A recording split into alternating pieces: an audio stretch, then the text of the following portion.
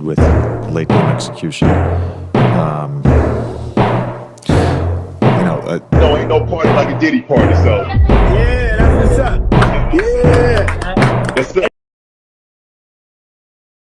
I kind of figured that the Minnesota Timberwolves would come out flat.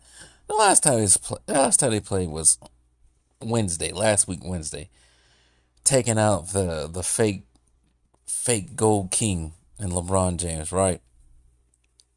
I kind of figured that was going to happen. I figured it was going to come out flat.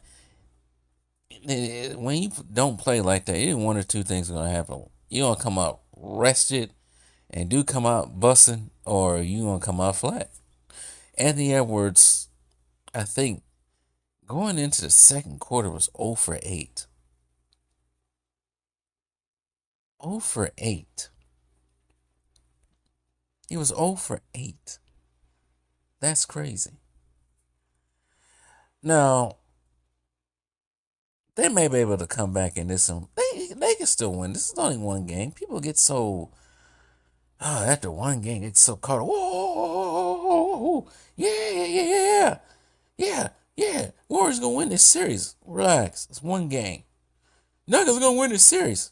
Relax. It's one game. But anyways, Stephen Curry is gonna matter a lot. They said he had a bag of ice on his leg at halftime. Pulled hamstring. Oof.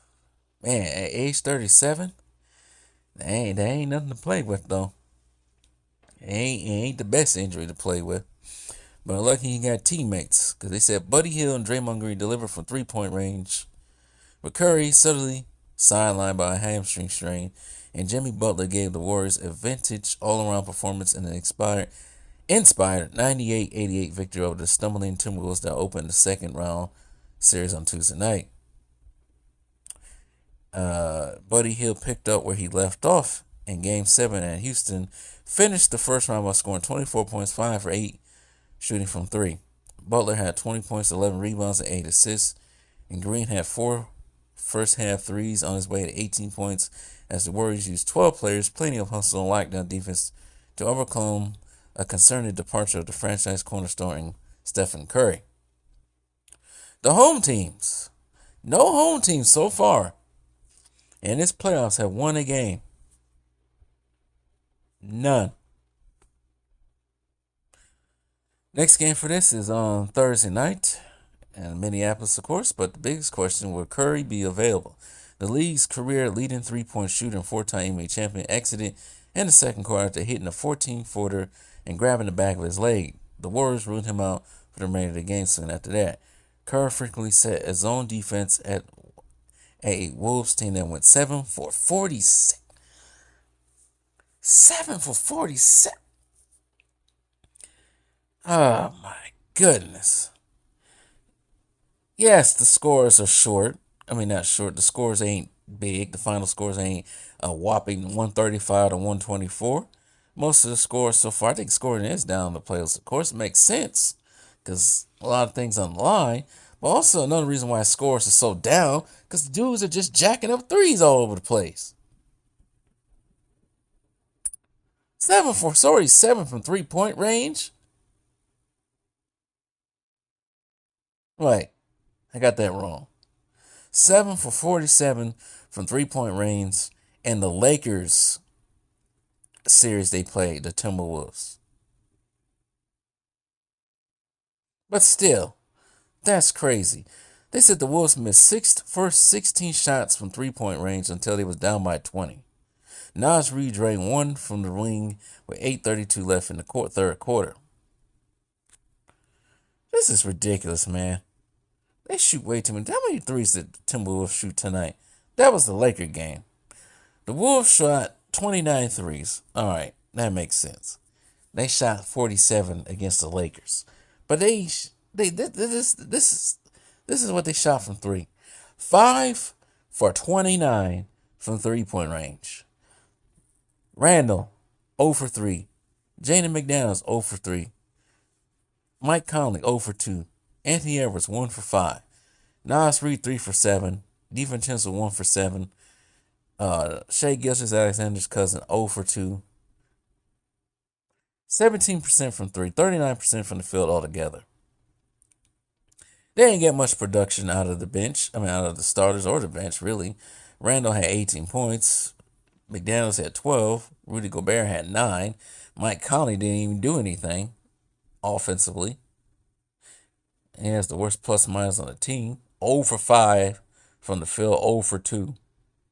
Anthony Edwards started out slow. Like I said, he went 0 for 8 in the beginning of the game. He ended up going 9 for 22. 23 points. He did have 14 rebounds and 2 assists. Nas Reed had 19. DiVincenzo had 7. That was pretty much it for the scoring. As for the, what's the name of this team? The Warriors. Curry ended the game with 13 points. Let's go 13 points in 13 minutes. 13 points. Buddy Hield had 24. Podziemski, thought it was a Podziemski, had 3 points. Kuminga had 7 off the bench. Looney had 2 and 8 from Gary Payton the second, and 4 from Spencer. Pat Spencer, I think it is. Warriors shot 18 for 42 from 3, 42% on the 3-point line.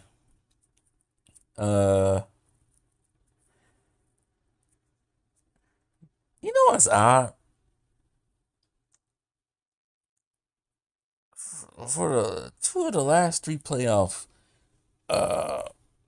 now, there's been a 6 and 7 seed playing. 2 years ago, with the Warriors and it was the Warriors and the Lakers. The Lakers were a 7 seed, Warriors were a 6 seed, right? That game went 6 games. The Lakers ended up winning before they get swept by the Nuggets. And then you had this year with the Warriors again as a 7 seed and the Timberwolves as a 6 seed. Kind of odd. Maybe Denver Nuggets are destined to win again. But anyways, what is it, Chris Finch? He got to do something about that offense. That offense, man, it was so out of whack from the times I was watching. I only watched up until probably the second half because I had my own game to play in last night. But during some of the timeouts, no, not the timeouts, I did watch some of the highlights. I watched some of the highlights of this game and just their offense, man. Just gathering from what I saw from the highlights and what I saw in the beginning of the game.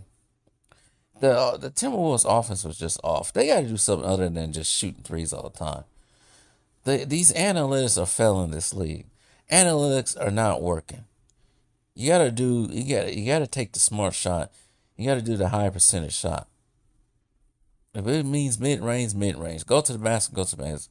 I say Anthony Edwards is the quickest, most athletic person out there. Similar to the Lakers, the Warriors don't really have depth and size out there. So drive it to the basket. These guys are selling for threes all over the place.